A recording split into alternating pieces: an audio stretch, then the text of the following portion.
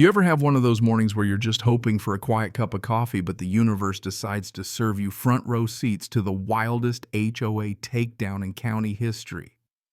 Yeah, that was me. At 7:14 a.m., standing on my porch in a threadbare robe, mug in hand, watching the sheriff's deputy reach for his gun, then freeze, holster it, and stare at me like he just saw a ghost in hiking boots. "Sir Judge," he whispered, eyes wide, and let me tell you, the look on his face was almost worth all the trouble that led up to that moment. See, the morning mist was still tangled in the pine trees, making Timber Hollow look like some fairy tale, if fairy tales had HOA presidents screeching at the top of their lungs about unauthorized occupancy. That was Marla Dunn, self-declared Queen of Timber Hollow, standing there clutching a clipboard and a laminated copy of the bylaws, like they were the 10 Commandments pointing right at my front door. She'd just tried to pick my lock with a Slim Jim, probably thinking she'd catch some grand violation. Instead, she caught a retired federal judge on his own porch, wearing nothing but a robe, a bemused expression, and a mug that says Lady Justice Gift from my clerks back in the days when I handed down verdicts, not citations for wind chimes. Now, Marla hadn't realized yet who she was messing with. I'm Leonard Tracy, 62, ex-federal judge, 3 decades on the Ninth Circuit, sent more than a few corrupt officials packing. I'd come to Timber Hollow for a little peace, a cedar cabin out on Lot 47B, couple acres, some quiet, maybe learn how to tie a fishing fly or two. After my wife passed and the kids moved away, the old colonial house turned into a mausoleum of memories. I wanted simplicity. No more briefings, no more courtrooms, no more reading the Constitution to people who should already know better. And yeah, Timber Hollow was supposed to be paradise cabins, pine trails, peace and privacy. Nobody told me about the special brand of hell that comes with a clipboard and a pathological need for control. First week I moved in, I got my welcome package, Marla herself in head-to-toe pink athletic wear, practically radiating the kind of energy you see at airport security when somebody brings more than 3 ounces of shampoo. She insisted I attend her 3-hour new resident orientation, which turned out to be her reading bylaws out loud while pointing at a PowerPoint. Sorry, Marla, I was moving in. My absence was enough for her to mark me as a person of interest. Gerald, her long-suffering husband, told me later she'd driven 3 neighborhoods out of Denver half crazy before he moved her out here, hoping a little less population might keep the casualties down. Spoiler alert, didn't work. You ever get cited for a wind chime? Mine was unauthorized audio emission. 3 days later, wrong shade of green on my front door. She even attached a magnifying glass to the citation like I was supposed to compare swatches under laboratory conditions. By month's end, I'd racked up 12 citations, 3 warnings, and a failure to display appropriate enthusiasm for community standards. My hammock was an unapproved recreational structure, my bird feeder unauthorized wildlife encouragement. I had a formal notice of concern for laughing too loudly at a John Grisham novel. No, seriously. But Marla didn't stop at paper. She started her routine inspections, which meant lurking in the woods, snapping photos of my driveway, rocks, the angle of my garden hose, the way shadows fell from my pine trees. She installed a wildlife camera aimed right at my living room window, claimed it was for bears, even though the last bear sighting in Timber Hollow was probably before the internet. I installed curtains. She cited me for excessive opacity. My mailbox became a battleground. My welcome mat was too aggressive, and don't get me started on the American flag. She spent 45 minutes with a level and protractor arguing that my flag was at an 88-degree angle, not 90, showing casual disregard for patriotic standards. You can't make this stuff up. She'd patrolled the neighborhood with her own army, mostly herself, and whoever she'd bullied into joining her subcommittees for mailbox fonts or butterfly prevention. She tried to set up a neighborhood watch with thermal imaging until the sheriff told her it wasn't legal. She fined a family $500 for a garden gnome she claimed was making an inappropriate gesture. I swear you could write sitcoms about this woman. Now her favorite game was surveillance. She'd show up with a metal detector looking for buried, unauthorized materials.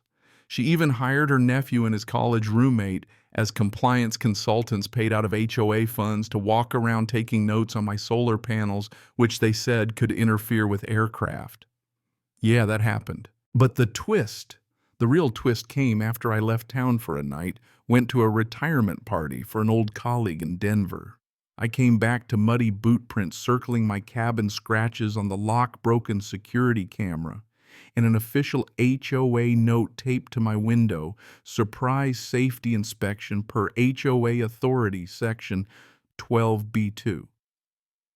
The kicker, section 12B2 didn't even exist. She'd just made it up. I checked my backup camera hidden in a birdhouse, and there she was, caught on video in full tactical gear, spending 53 minutes trying every lock hinge and fake rock key she could find. That was the moment I stopped playing defense. I sent the footage to some old friends, Detective Burke, ADA Jennifer Chin, and Sheriff Holbrook, all pros. They recognized the criminal trespass, attempted break-in, the whole 9 yards. Sheriff Holbrook said he'd had complaints for years, but never anything this well documented. Next morning, I show up at Marla's emergency HOA board meeting. She's trying to claim there's a serious security breach.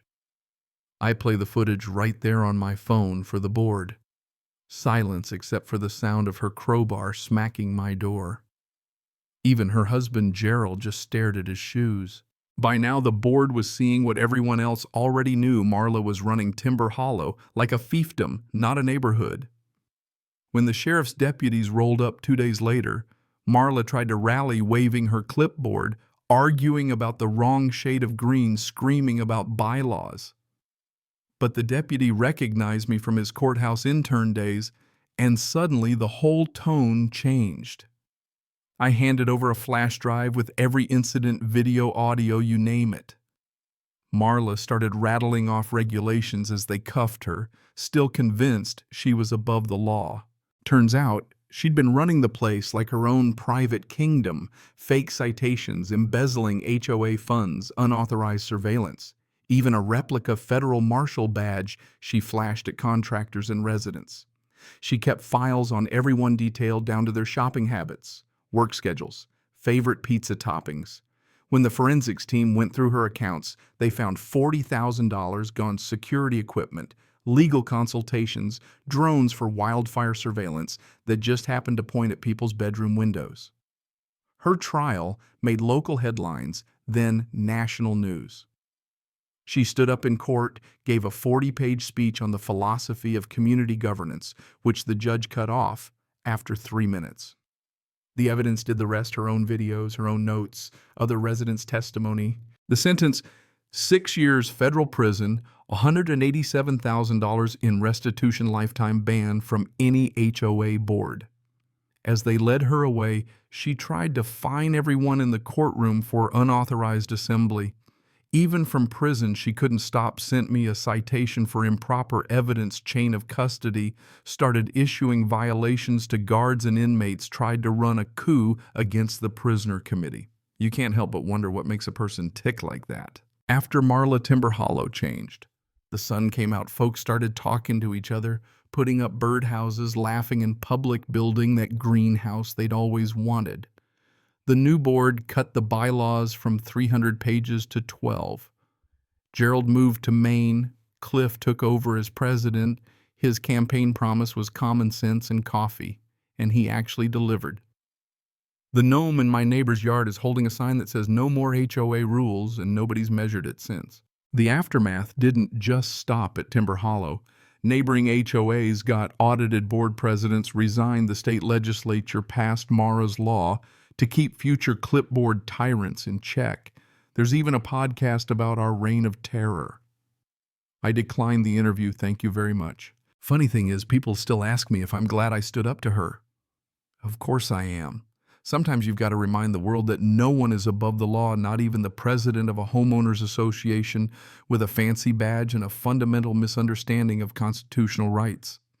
Power, real power, is knowing when to back off, not when to double down on made-up authority. So here I am, sitting on my porch, wind chime, singing, coffee in hand, watching the sun set over the mountains. No citations in sight, just the sound of Timber Hollow finally being what it was meant to be, a place where people can live. Free, laugh loud, and hang whatever color wind chime they damn well please. Now I gotta ask, what's the wildest thing your HOA ever tried to pull? Or if you've never had to deal with one, does this story make you grateful? Drop your thoughts down below. Tell me, what does real justice look like in your community? Because around here, we finally learned the hard way that justice isn't about rules. It's about fairness. And nobody, absolutely nobody, gets to rule by fear and tape measure, not on my watch. Cheers to quiet mornings, real neighbors, and the freedom to breathe deep without looking over your shoulder.